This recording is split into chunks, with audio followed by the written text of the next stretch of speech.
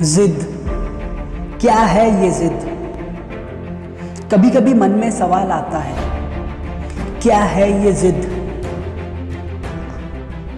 मेरे हिसाब से जिद एक ऐसा औजार है, ना ये किसी का भेदभाव करता है, ना ये रंग देखता है, ना रूप देखता है, ना ये कोई बलवान देखता है, ना कमजोर देखता है, ना ये शरीर से ताकतवर देखता है, ना ये विकलांग देखता है, ना ये कार्य को जटिल देखता है, ना ये सरल देखता है। पर ये जिद जिसमें आ जाए ना, ये सब कुछ कर सकता है। Nothing is impossible in the world. कभी कभी ऐसा फील होता है, हमको कोई सपोर्ट नहीं करता, हम फाइनेंशियल वीक हैं, ये हमसे नहीं होगा, ये हमारे समझ से बाहर है, ये काम हम नहीं कर सकते, ये काम बहुत डिफिकल्ट है। बहुत सारे बहाने आते हैं। मैं ये कह दूं, ये सब बहाने होते हैं।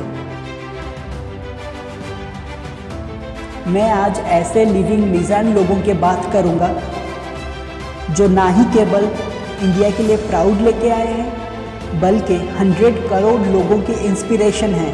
वो प्रूव कर दिए हैं कि disability is only A state of mind. वो प्रूव कर दिए हैं कि अगर जिद, strong determination, strong will power हो तो nothing is impossible in the world. चलिए डिस्कस करते हैं। सुधा चंद्रन, इनको कौन नहीं जानता। She is a very well known figure in the Indian television and film industry. इनका जन्म केरला में हुआ था। जब ये 16 ईयर के थे, एक एक्सीडेंट के वजह से एक वुंड्स डॉक्टर ने मिस किए थे उनके एंकल में और प्लास्टर किए थे। बाद में वो इन्फेक्टेड हुआ, मजबूरन उनको उनका पैर काटना पड़ा। फिर वो प्रोस्थेटिक फूड से ओवरकम किए उनके डिसेबिलिटी। वो तब भी नहीं रुके थे। Now she is one of the most popular and acclaimed classical dancer of the country, having performed Bharatnatyam internationally.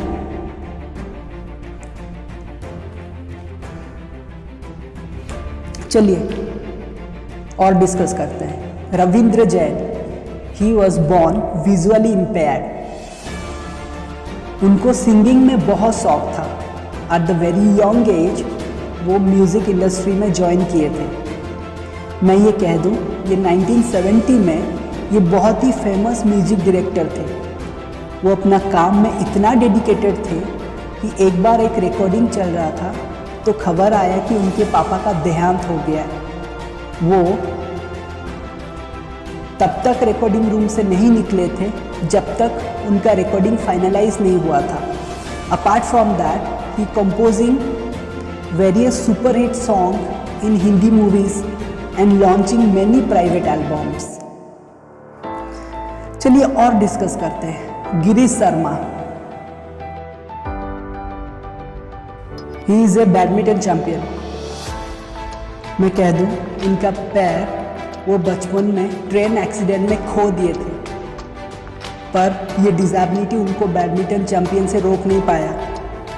उनका जो एक पैर है ना, उसमें इतना ताकत है कि not only he play the game effortlessly but also he covers the entire court easily. सच में India proud of this talented man. Shekhar Nayak एक परफेक्ट एग्जाम्पल हैं। उनके डिसेबिलिटी को वो कन्वर्टेड किए to an opportunity with strong will power and strong determination के वजह से he become a T20 blind cricket world champions and he has done 32 centuries in his name. बहुत सारे प्रॉब्लम आए, बहुत फाइनेंशियल, सोशल, पर वो सब कुछ ओवरकम किए। Seriously, he has a real winner. We salute his spirit.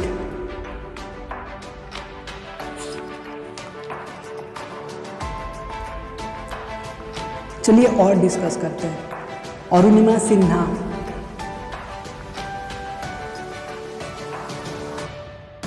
इनका कहानी मुझे इतना इंस्पायर करता है कि मैं इनके लिए एक अलग सा वीडियो बनाऊंगा। ये 7 टाइम्स वॉलीबॉल चैम्पियन रह चुके हैं इंडिया के। जब ये चलती ट्रेन में जा रहे थे, कुछ रॉबर्स लोग ने इनका जो गले में जो सोने का चेन है उनको स्नैच करने की कोशिश की। जैसे ये प्रोटेक्ट में नहीं दिए तो उनको धक्का मार के नीचे गिरा दिए। जब उनका होश आया, लगभग उनका पैर कट चुका था। बहुत चिल्लाए, वो रात भर बहुत चिल्लाए, कोई भी नहीं आया बचाने के लिए। लगभग एक रात में 47 ट्रेन मतलब क्रॉस किए।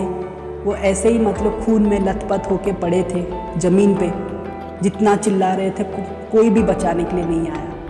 सुबह गांव के लोग उनको हॉस्पिटलाइज किए। After 2 years she became the first woman amputee to climb Mount Everest। ये कहते हैं, मुझे अच्छा नहीं लगता कि कोई मुझे हैंडीकैप नज़र से देखे। मुझे सिंपैथी गेन करना अच्छा नहीं लगता। वो प्रूफ किए हैं strong determination and will power is far more important than a strong body. Seriously I salute her spirit. मुझे गर्व है मैं ऐसे देश में पैदा हुआ हूँ जहाँ इतने महान लोग वास करते हैं। जय हिंद, जय Bharat. Hi guys, this is JPM. If you like my video, please share and subscribe and keep loving me, keep supporting me. If you like more video, please give the comment section below. Meanwhile, stay safe, stay healthy.